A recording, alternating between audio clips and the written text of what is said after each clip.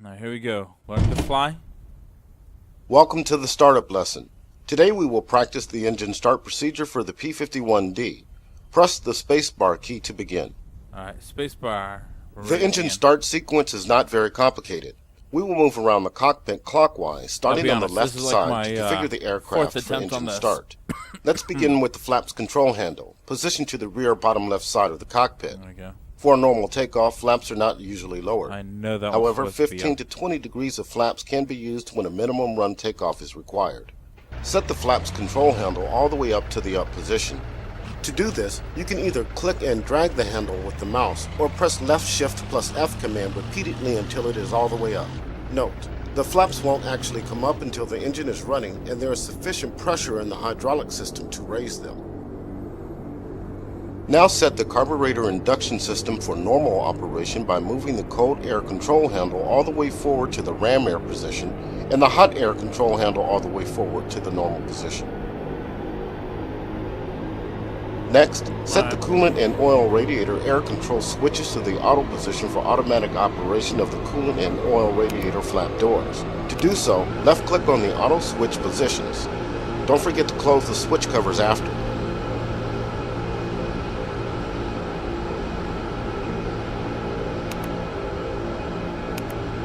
Adjust the trim tabs to prepare for takeoff. Set rudder trim to 5 degrees right. Elevator trim depends on fuel load. With the fuselage tank empty, elevator trim can be left neutral. With the fuselage tank filled with 25 gallons or more, elevator trim should be set between 2 and 4 degrees nose down. Aileron trim remains neutral. On the throttle quadrant, ensure the propeller RPM lever marked P is set all the way forward to increase, and the fuel mixture lever marked M is set to idle cutoff. Set the throttle handle about 1 inch forward from the full back position to slightly open the throttle butterfly valve and allow air to flow to the engine. If you don't have a throttle controller, the plus and minus keys on the keyboard numpad can be used to move the throttle handle. You're supposed to be at 5 degrees. Alright, you go forward in like an inch. There we go. P's supposed to be forward, I think. Yes. The throttle can go all the way up. Back. Moving to the engine control panel on the front dash, turn on the fuel booster pump by setting the fuel booster switch to the up position by clicking over the switch. There we go. Piece of cake. Select the left and right magnetos to provide power to the engine ignition system by setting the ignition switch to both. On the fuel control panel, ensure that the left wing tank is selected for fuel consumption by checking that the fuel selector valve is set to the main tank LH position.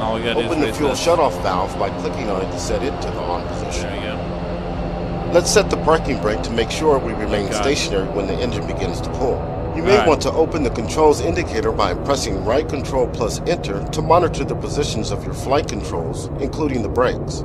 Setting the parking brake takes a few steps. First, pull out and hold the parking brake handle by clicking and holding it.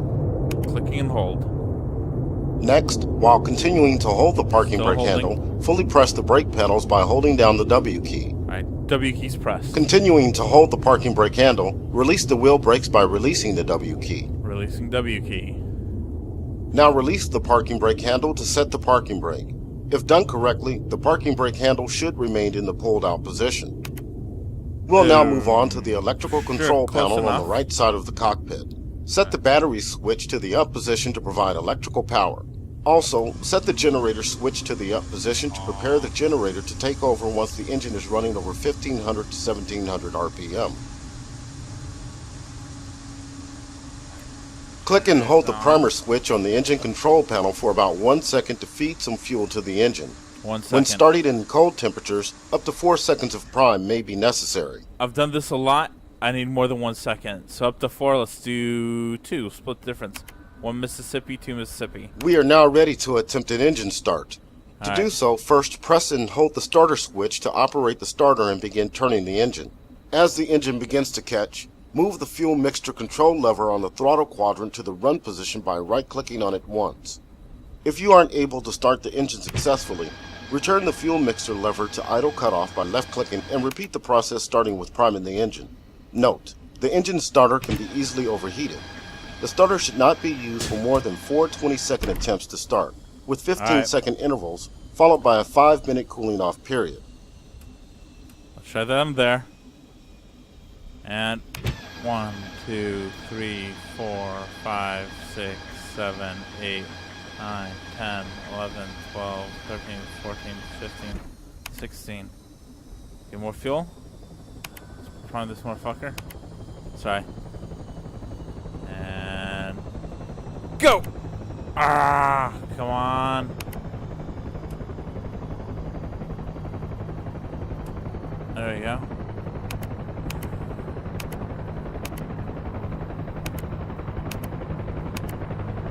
Come on! Ugh!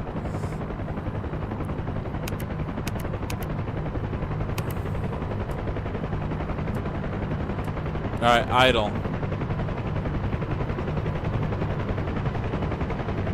I ain't doing 5 minutes. Come on! Oh!